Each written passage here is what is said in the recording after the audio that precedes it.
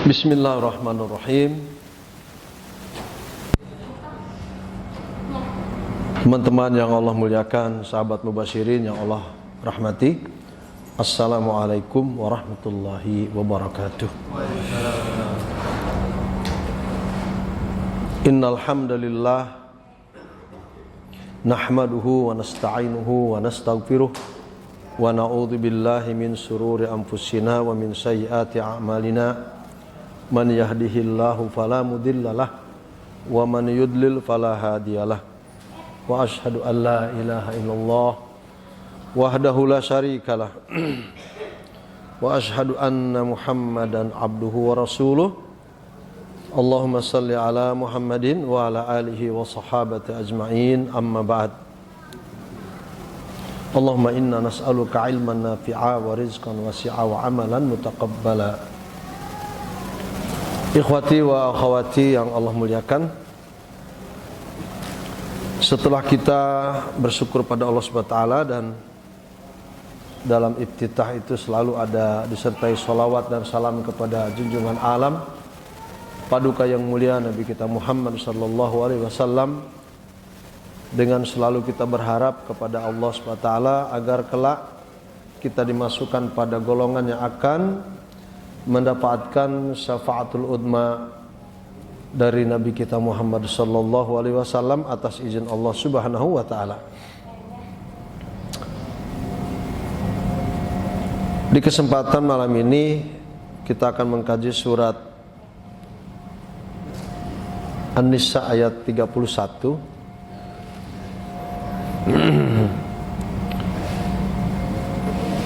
Insya Allah cukup waktu. Ini tafsirnya meskipun satu ayat sangat panjang sekali.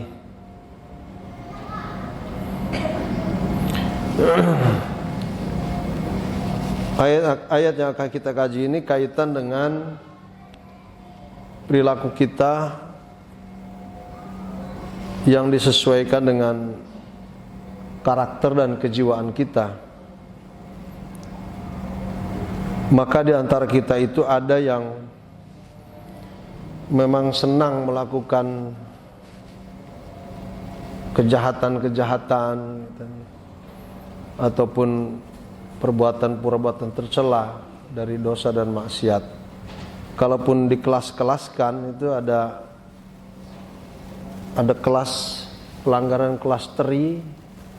Kalau yang paling besar ada kelas kakap ya. Ini gambaran sebetulnya, gambaran pada kenyataan bentuk pribadi seseorang. Jadi kalau kita mau mengerti tentang pribadi seseorang, ya kita lihat dari perangainya, dari tingkah laku kesehariannya. Manakala kita jumpai seseorang itu melakukan perbuatan baik, hal-hal yang tidak ada melanggar syariat Islam, ya, bersih diri mereka dari perbuatan dosa, maka sudah barang tentu hamba Allah seperti itu penilaian seseorang kepadanya tentang dirinya itu penilaian yang baik, yang positif. Kita ingin seperti itu. Tapi manusia ini nampaknya akan selalu hidup bersama keinginannya. Manusia ini akan hidup bersama apa yang dicita-citakannya. Namun sayang di perjalanan ini manusia terkadang lepas kontrol untuk mengendalikan daripada keinginan-keinginannya itu. Nah, umat Islam yang beriman pada Allah diharapkan agar selalu dapat mengontrol, mengatur irama kehidupan keseharian mereka yang sangat erat itu dengan kepribadian, dengan karakter dan kejiwaannya.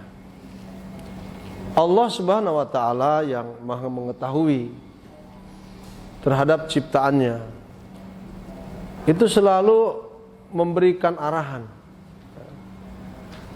selalu memberikan ikhwatal iman semacam guide. Kapanpun kita kembali kepada Al-Quran, itu pasti akan mendapatkan guide itu.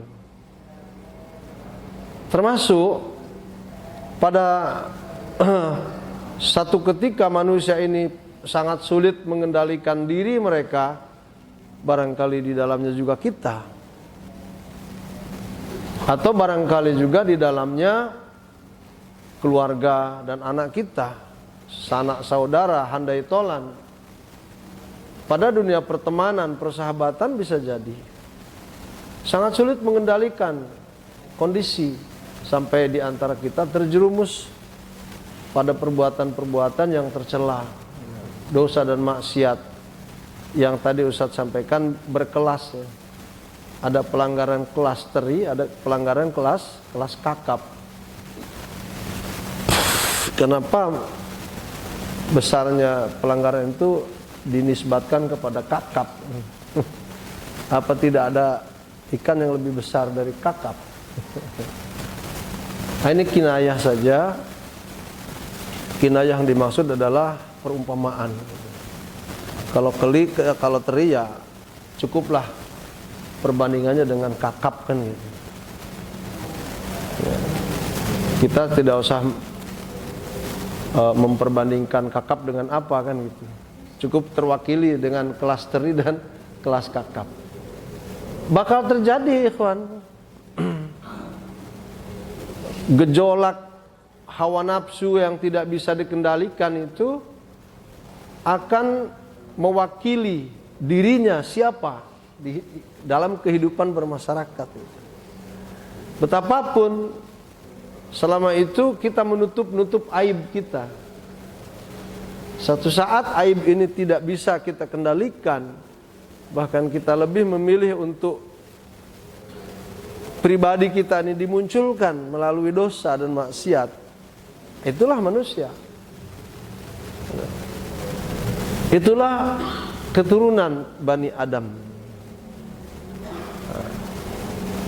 Bani Adam ini adalah Banil Bashar, ya kan?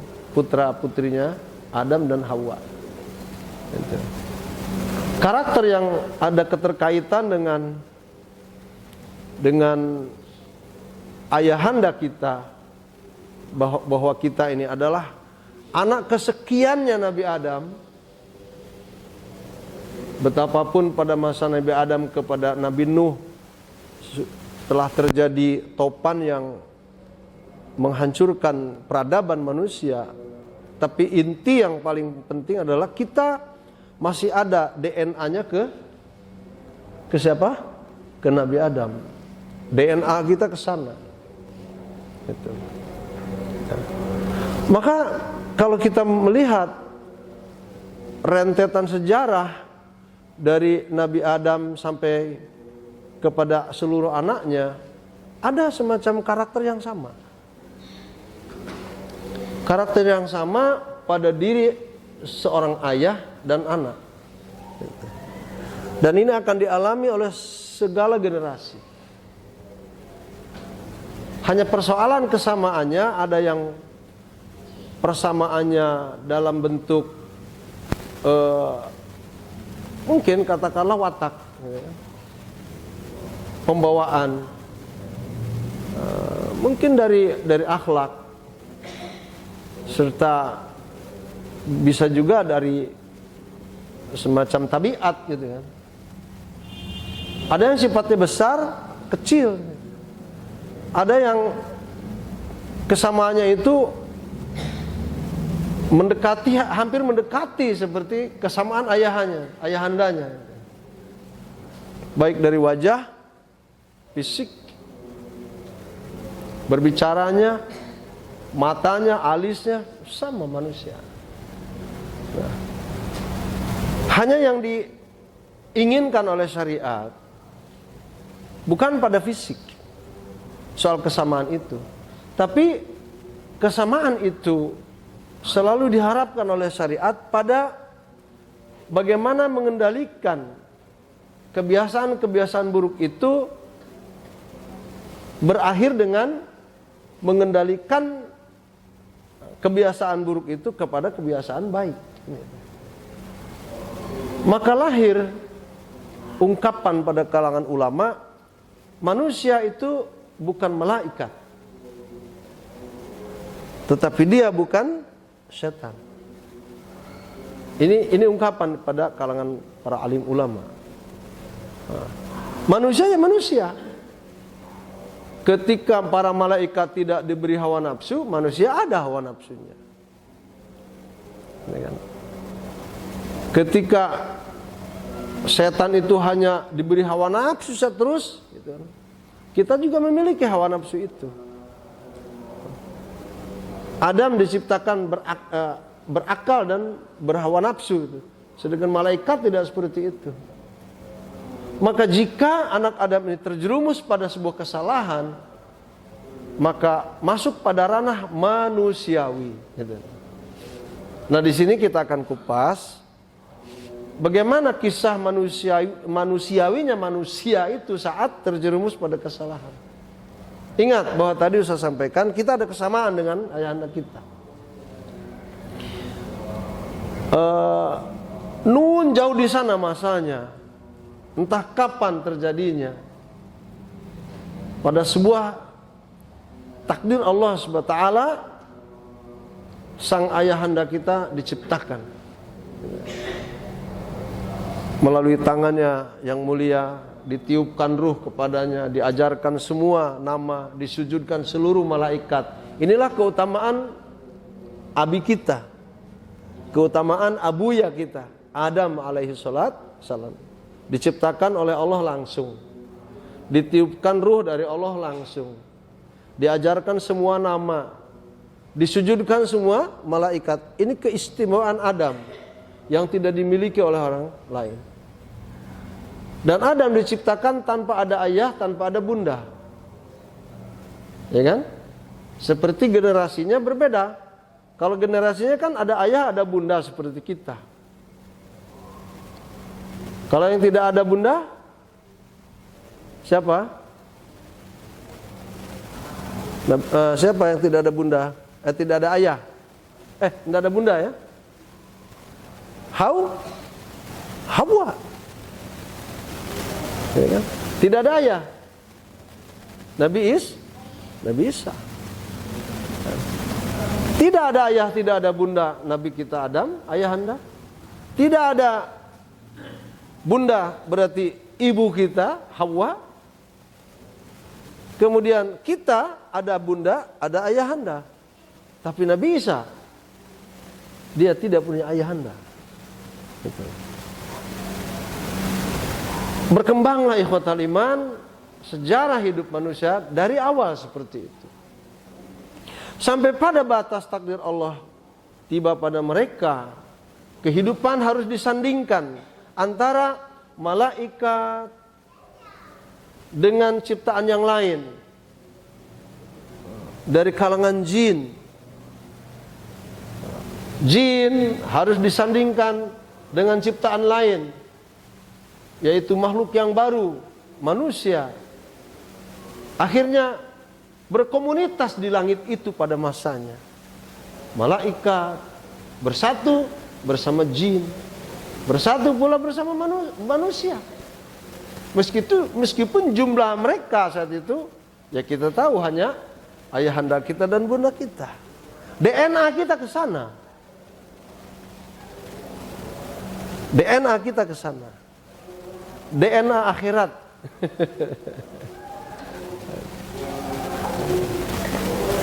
Terjadilah yang namanya apa? Pergesekan hidup. Interaksi hidup itu terjadi. Nah, pada saat Allah SWT sudah sempurna menciptakan Nabi Adam alaihi salatu wassalam, abal basar, ayahnya kita, ayah manusia. Sebelum itu Allah telah menciptakan pula Azazil. Azazil ini dari kalangan jin, tapi kabilahnya kabilah malaikat, namun bukan dari bangsa malaikat. Dalam paparan Ibnu Katsir kita jumpai seperti itu. Wallahu a'lam bishawab. Sampai pada batasnya Allah SWT menginginkan hambanya ini berinteraksi lebih jauh. Yang Allah Maha tahu dari awal penciptaan sampai dikiamatkan dunia ini, dunia harus ramai. Maka mulailah karya agung Allah itu ada pada manusia. Allah beri perintah pada Adam alaihissalatu wassalam untuk tinggal di dalam surga, untuk mendiami surga, bersenang-senang di dalamnya. Dan Allah berkeinginan pada makhluk yang baru ini, wala taqraba, ada alif, wala taqraba hadhihi syajarata fatakuna minadh dhalimin. Namun keinginan aku, kata Allah SWT kepada makhluk yang baru ini, jangan engkau dekati, jangan kedua kalian mendekati pohon ini. Jika kalian mendekati saja, pasti kalian akan menjadi kelompok-kelompok yang menzalimi diri mereka. Itu. Di mana saat itu Ajajil? Ajajil itu, ikhwan fillah, seperti tertera dalam kitab Al-Bidayah wa Nihayah Ibnu Katsir, dia sedang menjadi pimpinan tertinggi di langit pertama. Baknya presiden di dunia. Rakyatnya itu bukan dari bangsa manusia. Rakyat di bawah kepemimpinannya itu adalah para malaikat, subhanallahiladzim, di langit pertama. Lalu ketika Allah SWT dengan firman-Nya menyuruh seluruh malaikat termasuk pimpinannya untuk sujud kepada Adam, seluruh malaikat yang ada saat itu bersujud kepadanya. Hanya satu yang tidak sujud, dialah pimpinannya.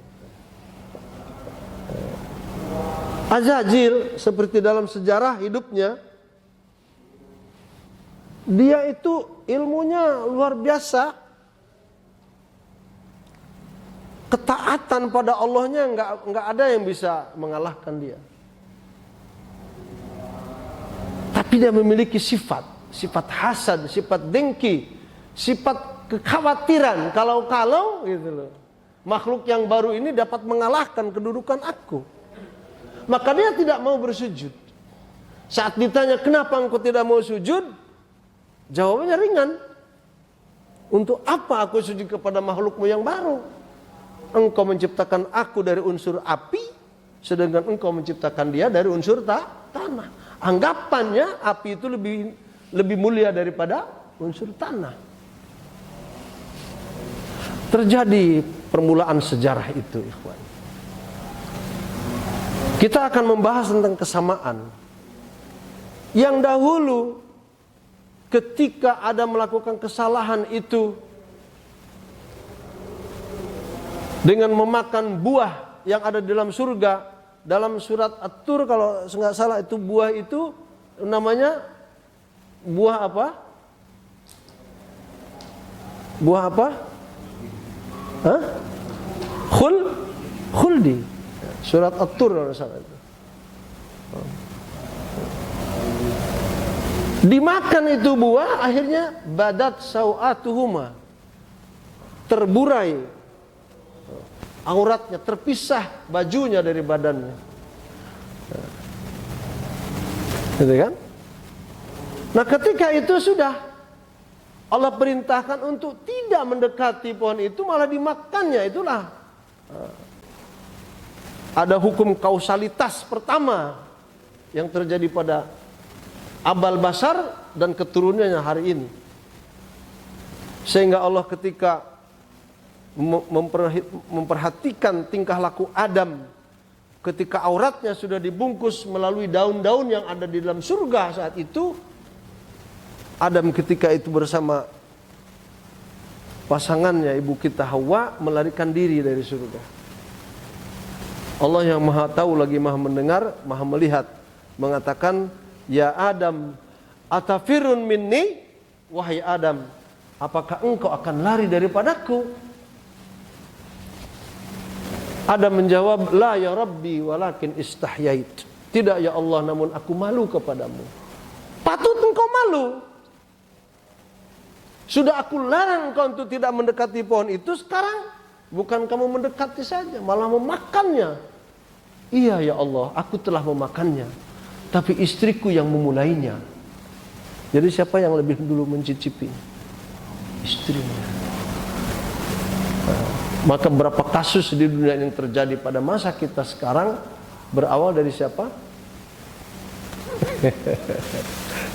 Tapi tidak semuanya. Berawal dari Menteri Dalam Negeri rumah kita. Pernyataan ini bukan memojokkan kaum Hawa, tetapi kita berbicara sejarah.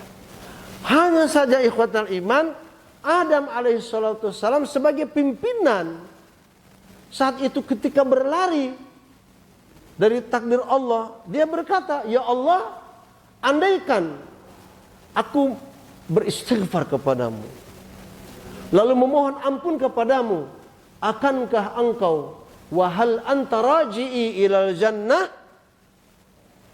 apakah engkau akan mengembalikan aku ke dalam surgamu? Allah dengan mudah menjawabnya. Kalau memang benar apa yang kau ucapkan itu wahai Adam, sangat mudah bagiku untuk mengembalikan kamu ke dalam surgaku.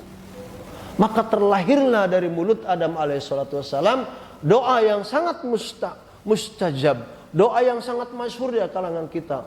Rabbana zalamna anfusana wa illam taghfir lana wa tarhamna lanakunanna minal khasirin. Titik sampai di sini kisah ayahanda dan bunda kita yang kita akan memiliki kesamaan dan harus memiliki kesamaan. Sekarang kita bicarakan sedikit persoalan Azazil tadi yang begitu dahsyat mengganggu ayahanda dan bunda kita sampai terpreset pada kesalahan, terjerembab pada perbuatan-perbuatan tercela. Apa nasibnya sekarang? Dia sedang berhadapan dengan Allah SWT. Kita seakan-akan kembali pada masa kapan? Kalau bukan Al-Quran kita tidak mengerti cerita ini. Adapun engkau wahai Azazil, akibat daripada kamu melanggar peraturan yang ada di sini, tidak sujud kepada hambaku yang baru ini, nama bagusmu akan aku rubah. Menjadi siapa? Menjadi iblis. Azazil itu nama bagus. Soal makna kita kembali pada kamus. Tapi dirubah oleh Allah SWT akibat perbuatannya itu dengan iblis. Mana anak iblis ya ikhwan? Apa mana iblis?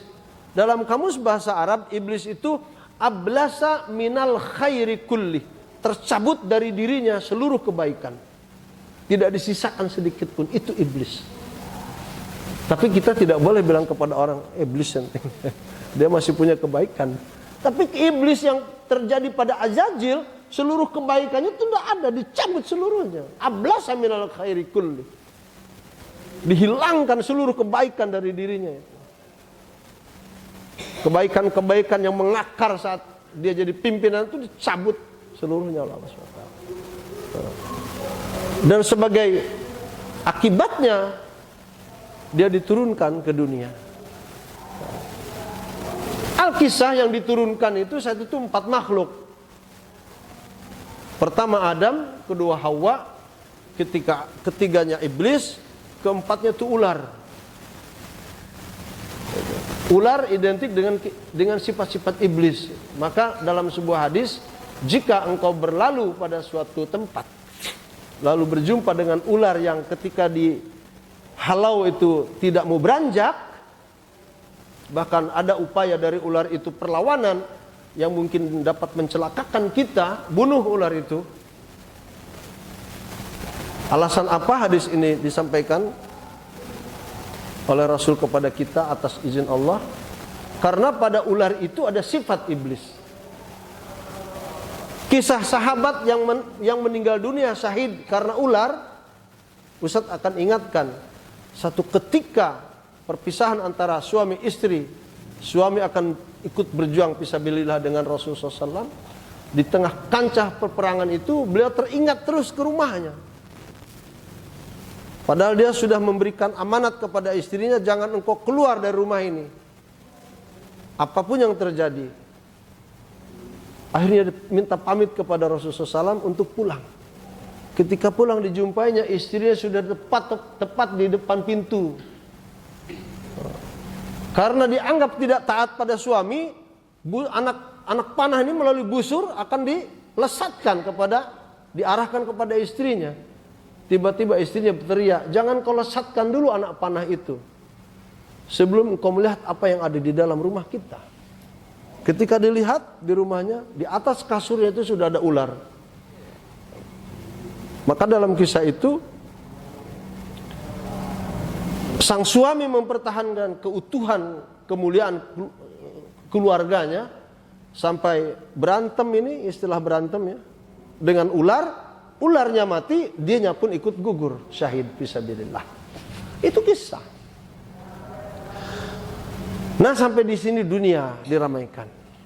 Nah, kita dari masa Nabi Adam sampai sekarang kita tidak bisa menghitung waktu berapa ke belakang. Seperti kita tidak bisa menghitung waktu berapa ke depan. Kita tidak akan mampu ke sana menceritakan. Tapi sekarang kita harus memiliki kesamaan sifat. Kita harus memiliki kesamaan karakter, watak, tabiat ayahanda kita. Sebab apa? DNA kita sama dengan DNA ayah kita. Meskipun kesamaan itu hanya tinggal beberapa persen gitu, 0, sekian.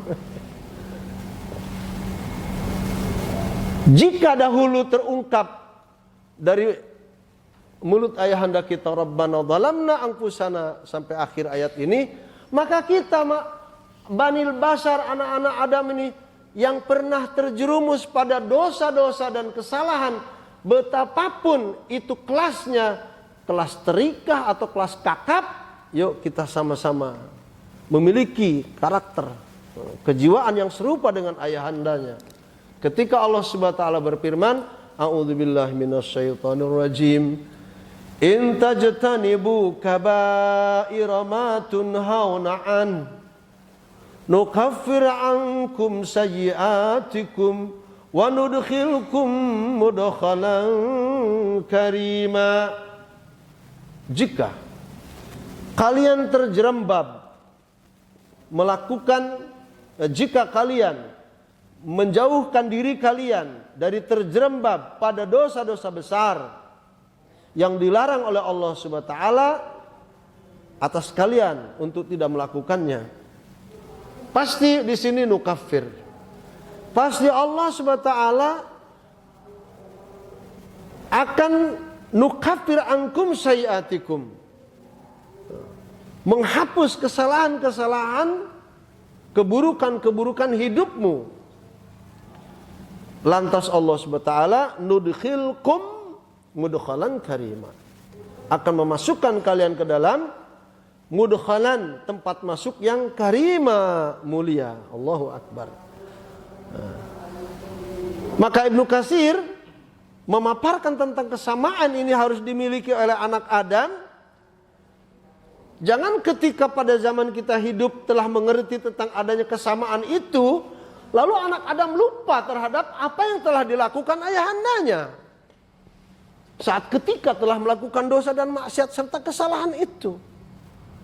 Ingat bahwa kita manusia, bukan syaitan, bukan iblis. Meski kita bukan malaikat.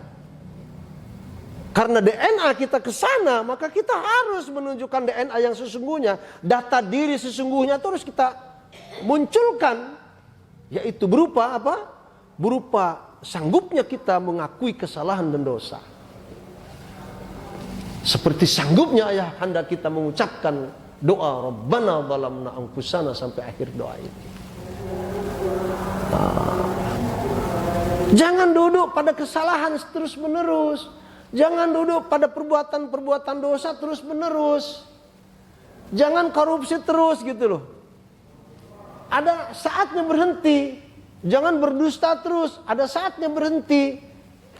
Jangan berkhianat terus, ada saatnya berhenti. Jangan jadi buzzer terus. Buzzer apa buzzer sih?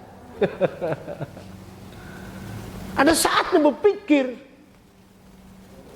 Jangan duduk pada masalah-masalah sekuler terus menerus, liberalisme terus menerus. Malah sekarang semakin marak sekali pluralisme di mana-mana. Allahu Akbar.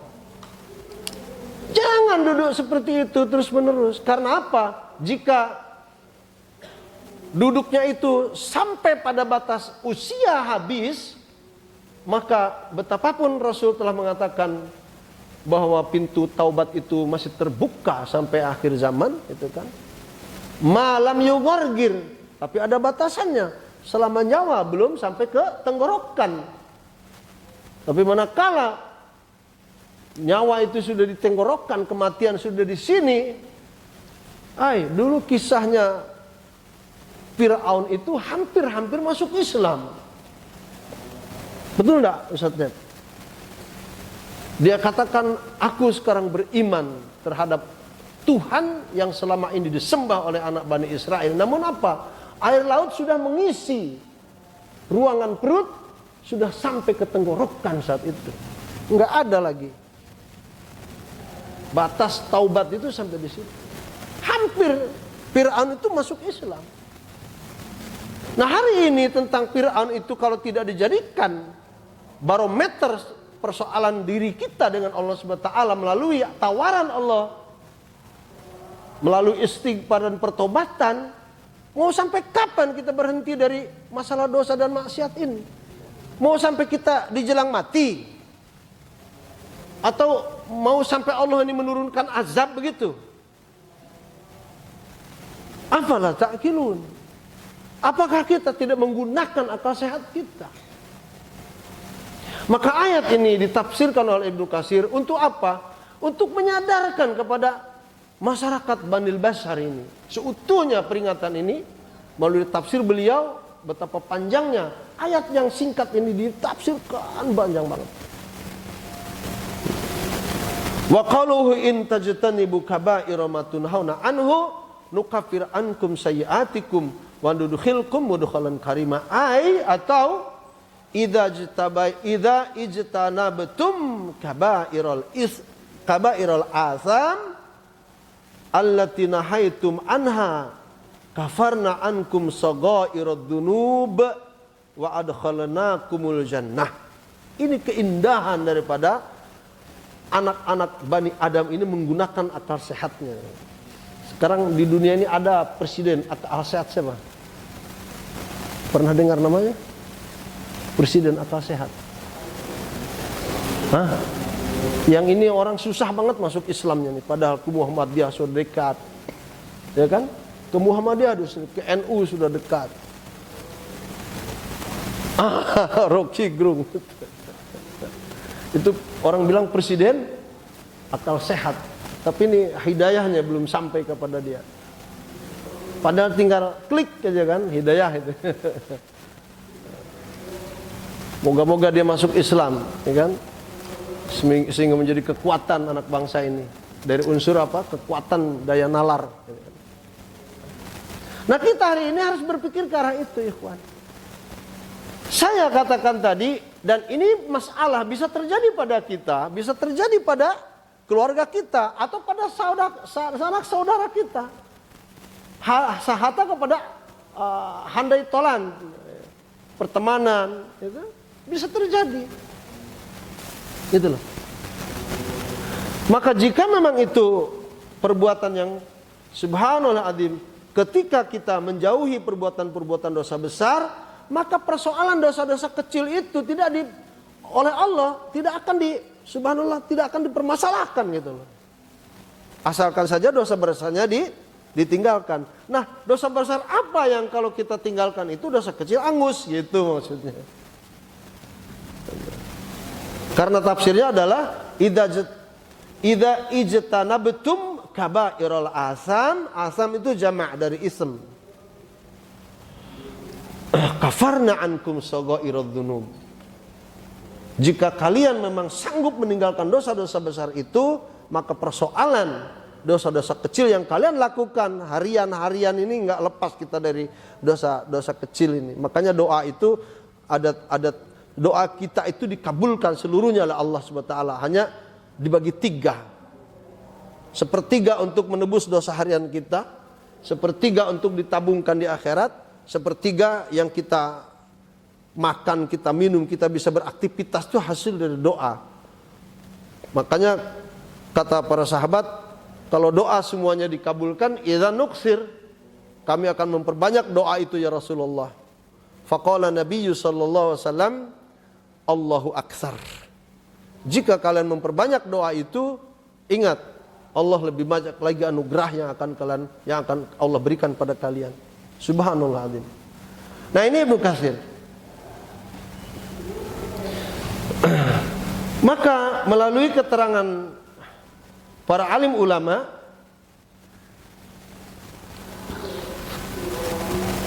wa qad waradat ahaditsun muta'alliqatun bihadhil ayah al-karimah falnadhkur minha ma tayassar.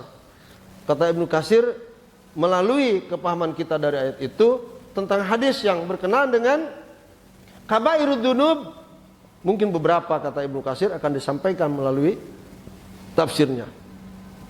Di antaranya adalah Rasulullah SAW mengkabarkan kepada kita tentang ijtanibu as-sab'al mubiqati. Jauhi oleh kalian sejauh-jauhnya, ijtanibu, ada as'aba atau as'abu ya, atau as'abi. Ijtanibu as'abil mubiqati, itu mungkin mengambil kepada mudhaf ilaih. Ijtanibu as'abil mubiqat, hindarkan oleh kalian sejauh-jauhnya 7 perkara besar yang dapat menghancurkan apapun bentuk amalanmu. Allahu Akbar, ngeri ya. Ini hadis sudah saya sampaikan sebetulnya, hanya ini penegasan dari ayat, tafsir ayat ini. Qila ya Rasulullah, maka para sahabat bertanya, wa ma hunna, apa-apa saja yang 7 dosa besar yang dapat menghancurkan amalan-amalan kita itu ya Rasulullah. Pertama, asyirku billah. Yang pertama adalah kesyirikan terhadap Allah. Hari ini ya kawan, kesyirikan merajalela di mana-mana. Persoalan kendaraan yang harus teruji emisinya saja melalui apa? Melalui dunia klinik, melalui dunia kesyirikan. Kendi yang berisikan air dengan berbagai jenis kembang itu, melalui jang-jawokan yang diungkapkan itu, dipecahkan dengan tanduk mobil itu. Ada apa kaitannya dengan masalah-masalah uji emisi? Kalau tidak manusianya serakah dengan dunia kesyirikan. Itu persoalan mengetes mobil buatan Indonesia yang saat itu saya nggak bisa mengungkapkan orang, tapi sekarang sudah baik orangnya itu, dekat dengan Muhammadiyah, bekas menteri. Itu pun sama perlakuannya. Ketika melintas ke daerah Jawa yang memang Jawa itu kebanyakannya penganut klinik, penganut kejawen, akhirnya tumburan mobil itu.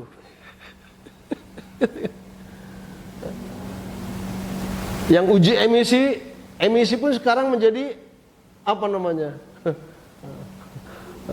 viral di mana-mana tentang kedustaan terhadap keberadaan mobil itu.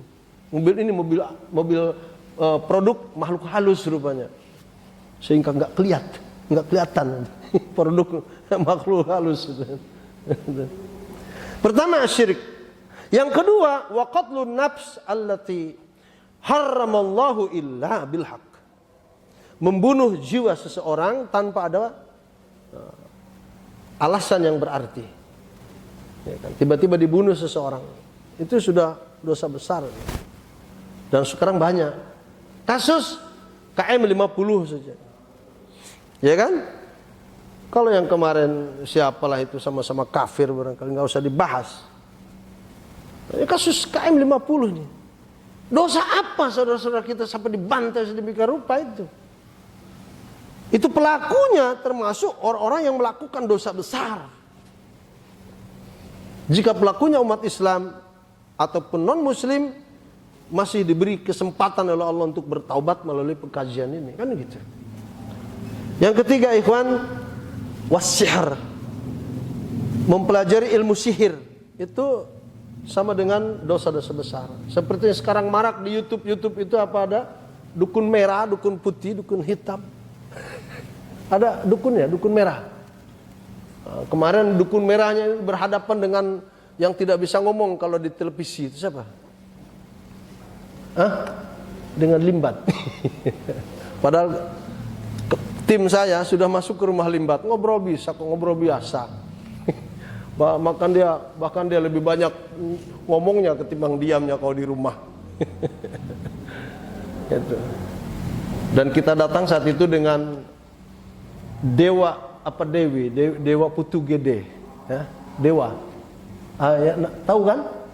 Mu'alaf, bekas penyanyi rock, dewa Putu Gede apa sih? Ya, ada dewa, ada ya, mengenal ya?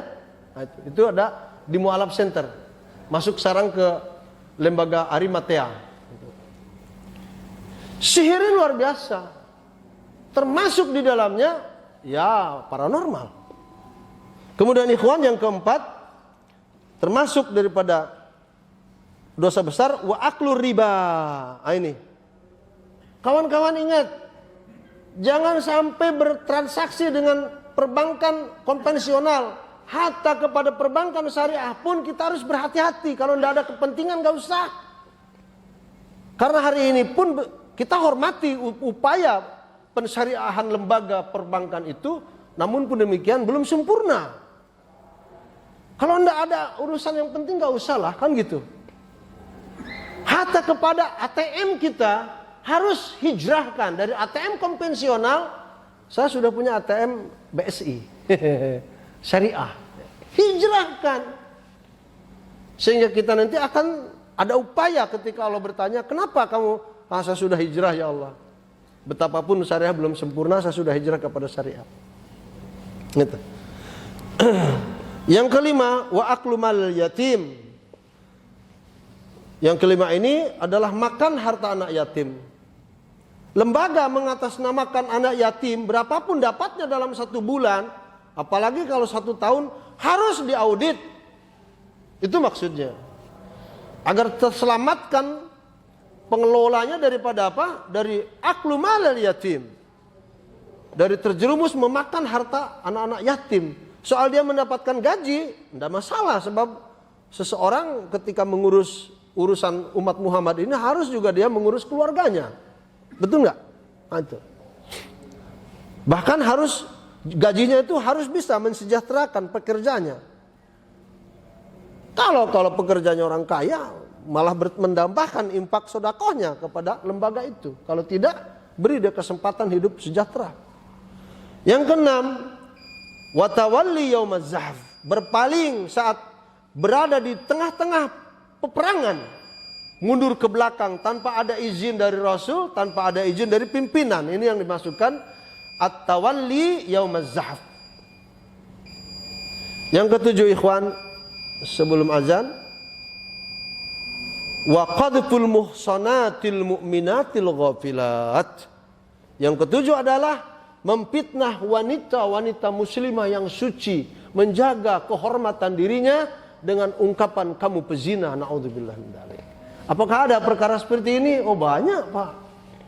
Cuman tidak muncul saja.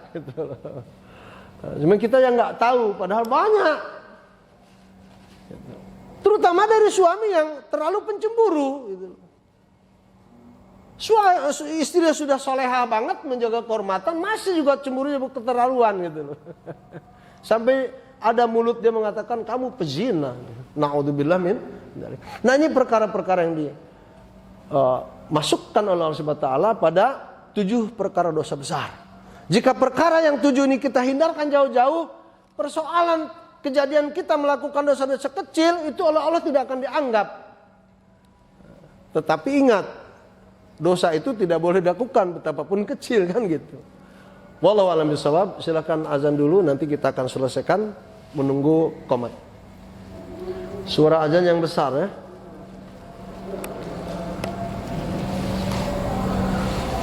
Hadhihi da'wati tammah wa salatul qa'imah ati Muhammadan rasulullah wa fadhila ma sallallahu alaihi wasallam. Teman-teman yang Allah muliakan,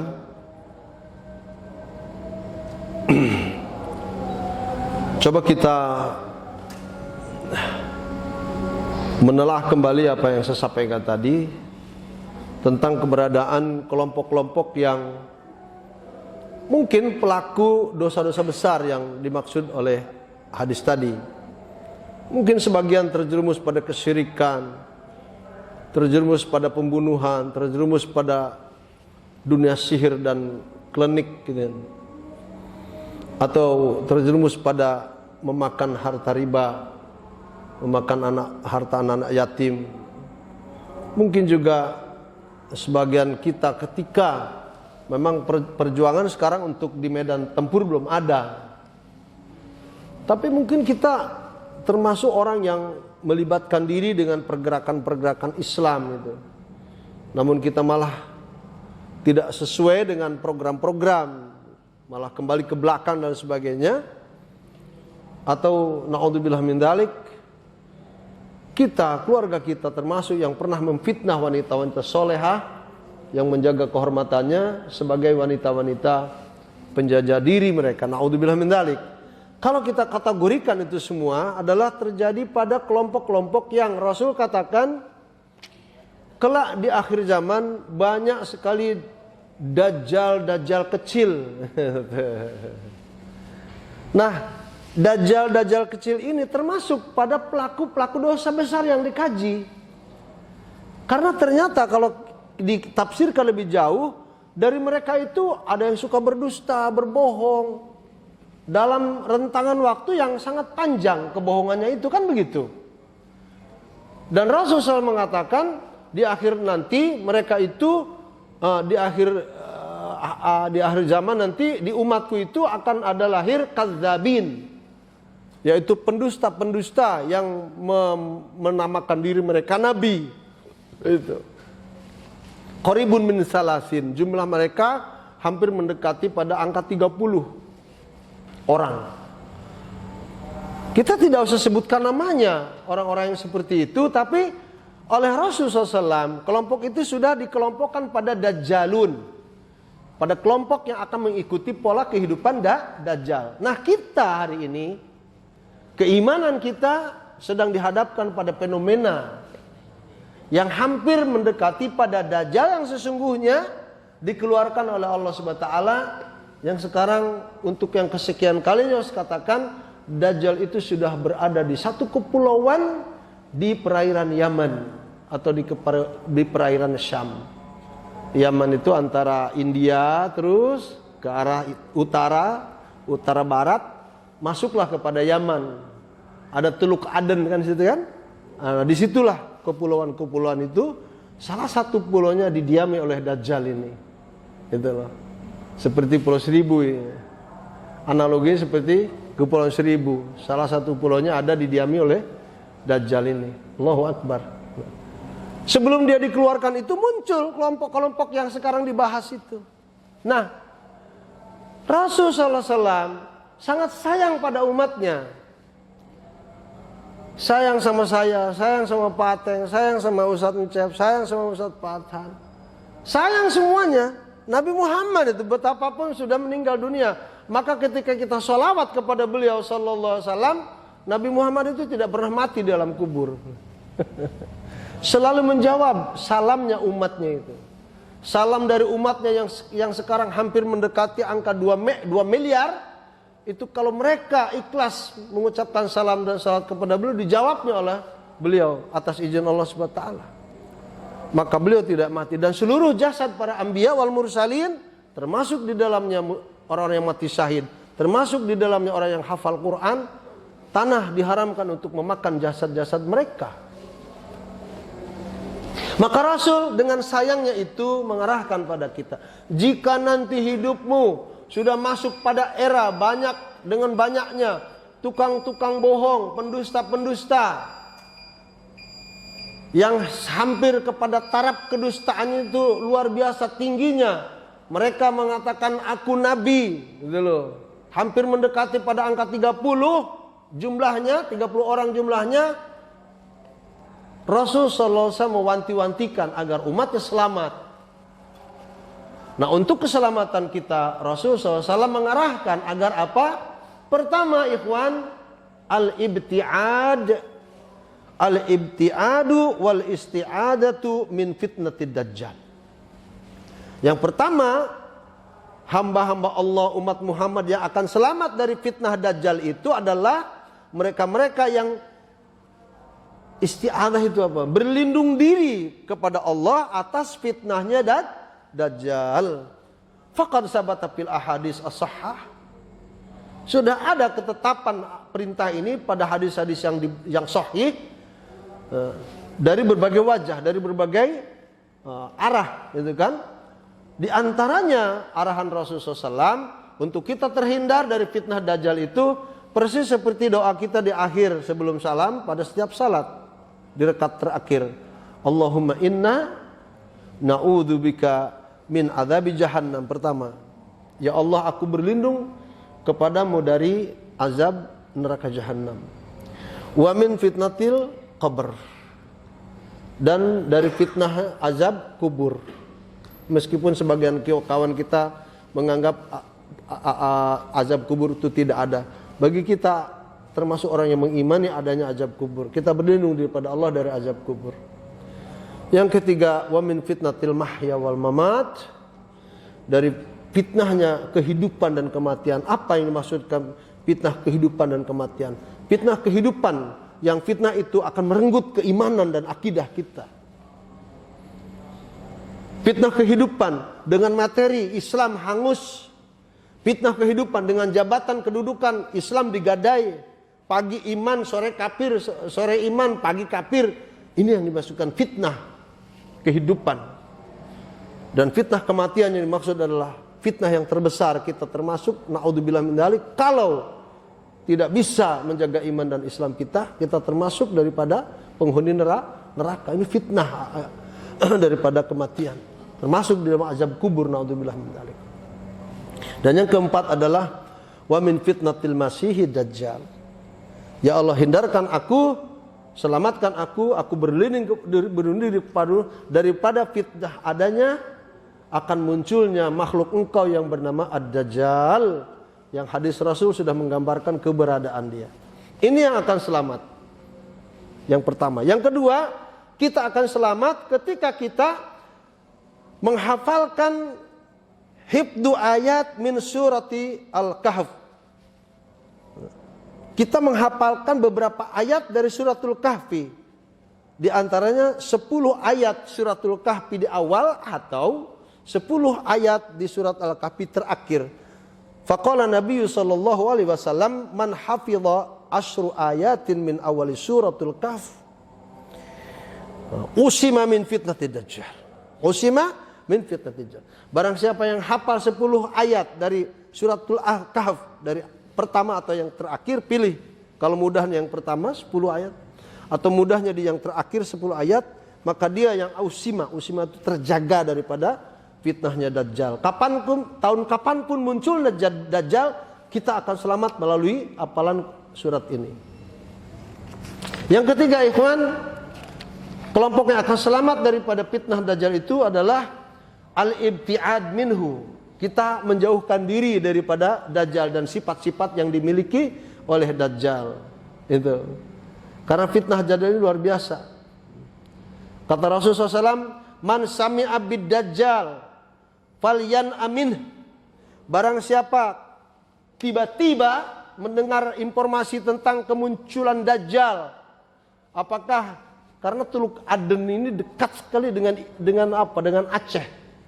Ya kan? Aceh, India, Aceh, Sri Lanka, India, Teluk Aden. Bentangannya ke sana. Maka orang Aceh itu hampir banyak wajah face-nya itu seperti orang India. Itu loh. Nah, Rasul mengatakan barang siapa satu ketika mendengar informasi adanya kemunculan Dajjal, nah itu kata Rasulullah SAW, falyan abih atau falyan an, bergeser dari tempat hidupnya untuk menyelamatkan diri. Arti bergeser bagaimana? Kita harus berhati-hati. Yang tadinya tidak hati-hati geser untuk berhati-hati. Banyak berlindung diri pada Allah. Kemudian hafalkan 10 ayat suratul Kahfi awal atau akhir. Dan yang ketiga tadi, jangan dekat-dekat dengan Dajjal. Falyan an, maka hindarkan dia jauh-jauh. Kenapa? Karena kata Rasulullah SAW, fa wallahi innal mu'mina la ya'tihi wa huwa yahsibu annahu mu'min. Karena seorang muslim, seorang mukmin nanti entah kapan informasi Dajjal itu keluar. Apakah di 2030? Wallahu alam. Apakah di 2035? Wallahu alam. Apakah di 2050? Wallahu alam. Yang menjadi kepastian dia akan hadir ke dunia ini. Jika saat itu kita mendengar saja atau anak cucu kita mendengar tentang keluarnya Dajjal ini, jauhi Dajjal itu. Gitu kan? Kenapa? Karena seorang yang beriman sekalipun ketika dia saat didatangi Dajjal lalu dia tidak bisa menjaga keimanannya, fayattabi'uhu lima yab'asu bihi minasyuhubat, lalu dia mengikuti pola-pola kehidupan Dajjal yang mana seluruh kehidupan Dajjal ini dibalut oleh sesuatu yang subuhat. Apa subuhat itu? Remang-remang, tidak jelas benar, tidak jelas salahnya. Kadang kita berpihak pada kesalahan saat itu bisa jadi. Kadang kita berpihak pada kebenaran saat itu bisa jadi subuhat. Sedangkan sifat-sifat subuhat itu seperti hadis, waman waqa'a fis subuhat faqad waqa'a fil haram. Barang siapa yang sudah masuk pada unsur subuhat, wilayah subuhat, dia sudah terjerumus pada sesuatu yang diharamkan oleh Allah Subhanahu wa taala. Betapapun orang beriman. Maka falyan an, menjauh. Kalau katakan mendengar informasi Dajjal dikeluarkan itu di Aceh, orang Aceh bisa nggak ke Jakarta untuk menyelamatkan diri? Boleh. Karena Jakarta lebih jauh daripada Teluk Aden kan gitu. Itu logika seperti itu. Falyan an, jauh, menjauh dari dia. Kalau enggak, dia akan datang ke seluruh kota yang ada di dunia ini, terkecuali kota Makkah dan Madinah. Ini merupakan cara keempat dari keselamatan.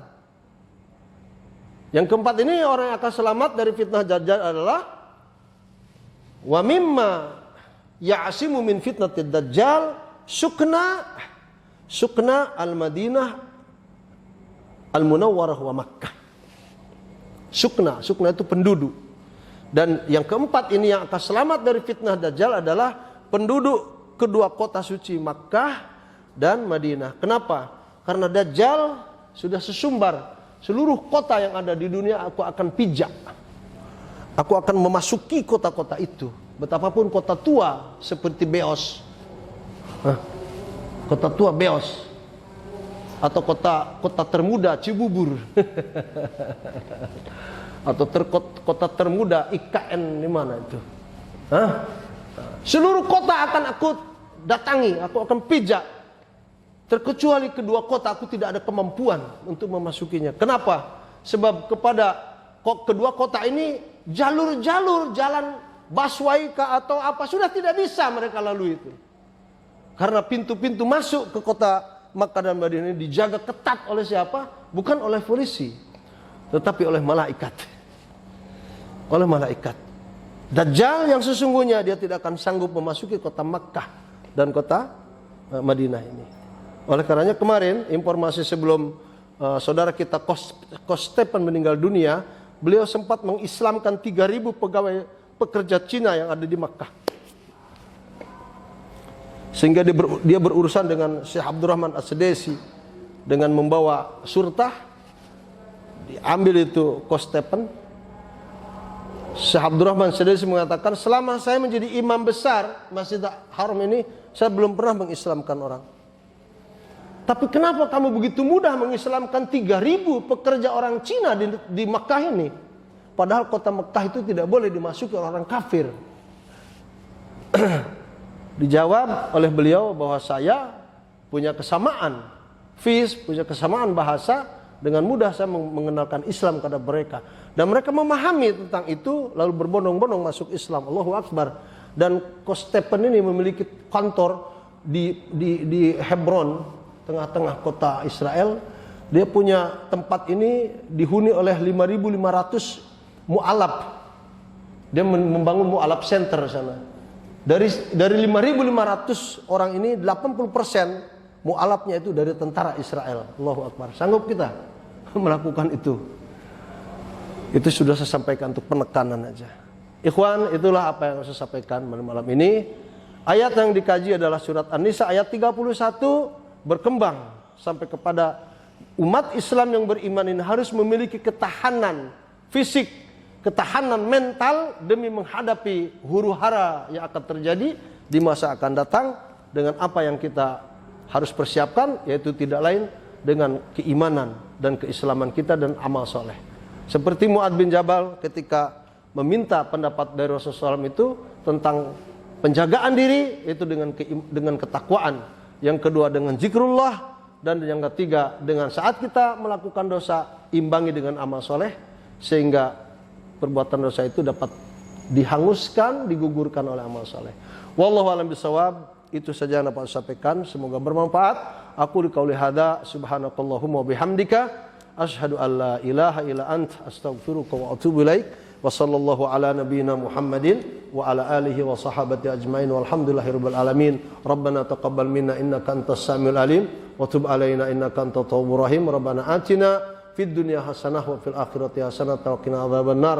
Allahumma ighfir lana dzunubana wa li walidayna warhamhuma kama rabbayana shighara. Rabbana hab lana min azwajina wa dhurriyyatina qurrata a'yun waj'alna lil muttaqina imama. Wa sallallahu ala nabiyyina Muhammadin wa ala alihi wa sahbihi ajmain, walhamdulillahirabbil alamin. Assalamualaikum warahmatullahi wabarakatuh.